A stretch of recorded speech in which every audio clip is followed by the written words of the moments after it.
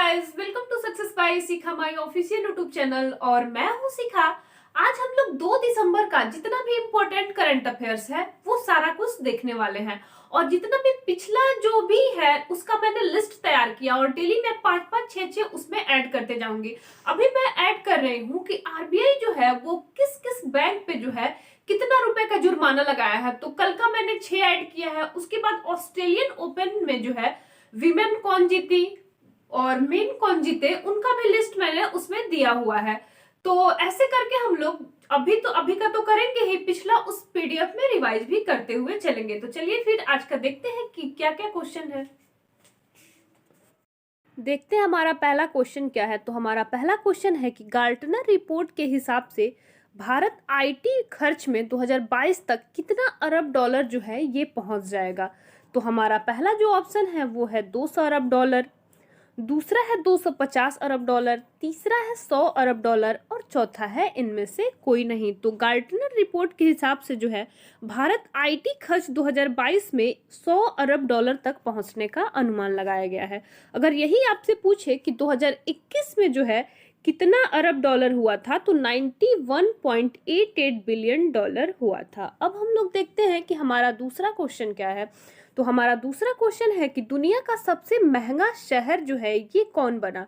तो हमारा पहला जो ऑप्शन है वो है तेल अवीव, दूसरा है पेरिस, तीसरा है सिंगापुर और चौथा है इनमें से कोई नहीं। तो दुनिया का सबसे महंगा शहर जो बना है वो है तेल अवीव और ये कहाँ पे है तो ये इजराइल में ये शहर है।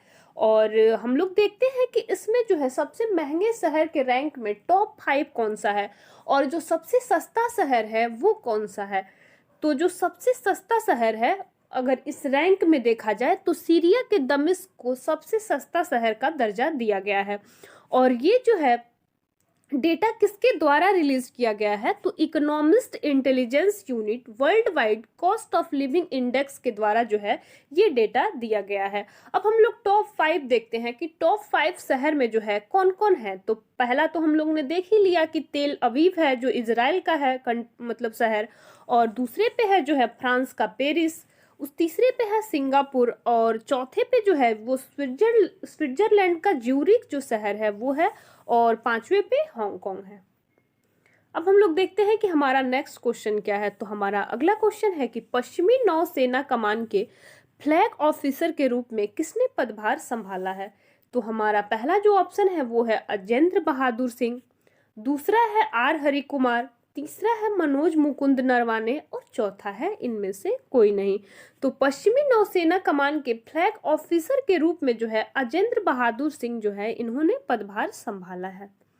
अब हम लोग देखते हैं कि हमारा नेक्स्ट क्वेश्चन क्या है। तो हमारा अगला क्वेश्चन है कि राष्ट्रीय रक्षा कॉलेज के 34वें कमांडेंट के रूप में किसने पदभार संभाला। तो हमारा पहला जो ऑप्शन है वो है एयर मार्शल डी चौधरी, दूसरा है मनोज कुमार, तीसरा है अजेंद्र बहादुर सिंह और चौथा है इनमें से कोई नहीं।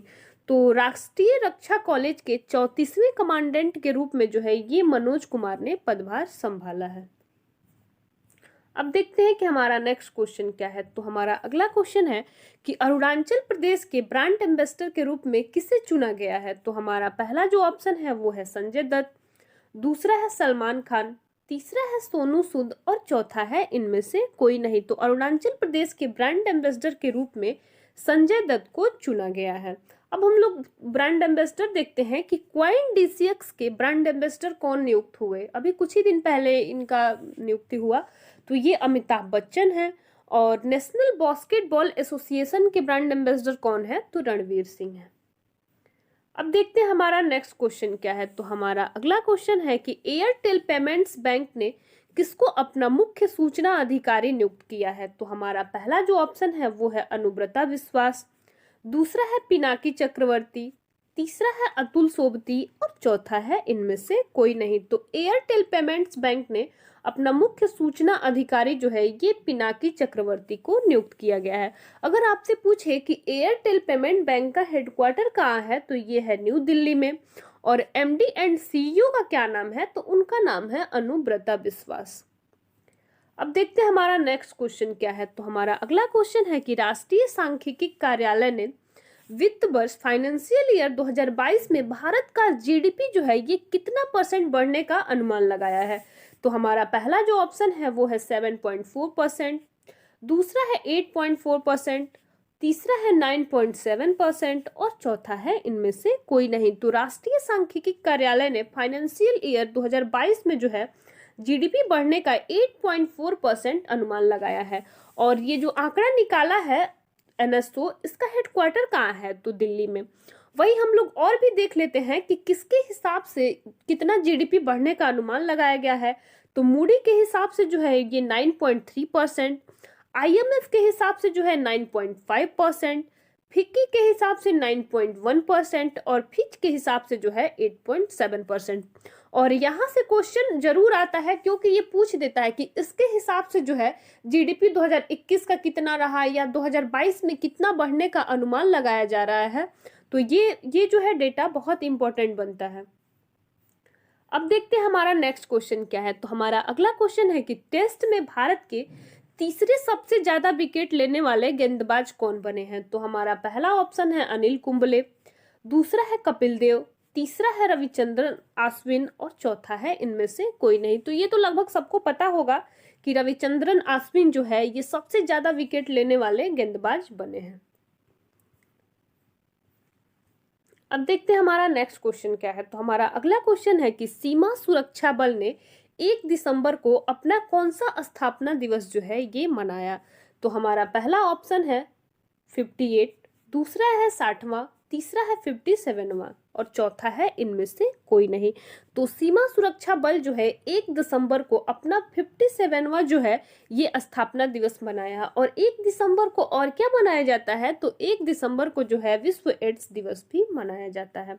और इसके जो है बीएसएफ के हेड कौन है, डायरेक्टर जनरल कौन है? तो इनका नाम है पंकज कुमार सिंह। अब देखते हैं हमारा नेक्स्ट क्वेश्चन क्या है। तो हमारा अगला क्वेश्चन है कि हाल ही में किस राज्य की पुलिस ने call your cop mobile application जो है ये लॉन्च किया है?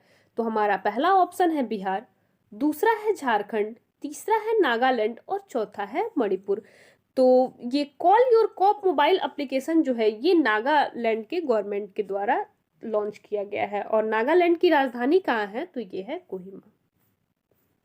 अब देखते हैं हमारा नेक्स्ट क्वेश्चन क्या है। तो हमारा अगला क्वेश्चन है कि हाल ही में पर्यटन को बढ़ावा देने के लिए पहला अहर्बल महोत्सव जो है ये कहाँ आयोजित किया गया है? तो हमारा पहला जो ऑप्शन है वो है हिमाचल प्रदेश, दूसरा है जम्मू कश्मीर, तीसरा है गुजरात और चौथा है इनमें से कोई नहीं। तो अहर्बल महोत्सव जो है ये आपका जम्मू कश्मीर में अभी हाल फिलहाल मनाया गया है।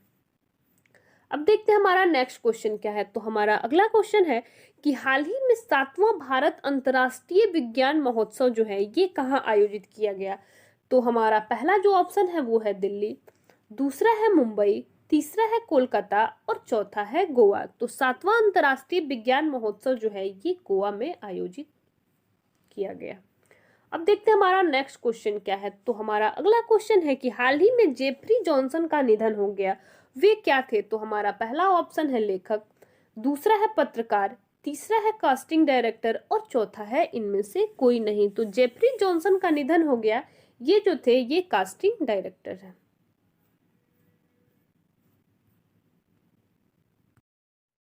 कैसा लगा ये मेरा सेशन आप लोग कमेंट बॉक्स में जरूर बताइएगा। अगर सेशन अच्छा लगे तो फिर चैनल को लाइक शेयर सब्सक्राइब भी जरूर कर दीजिएगा। Thank you.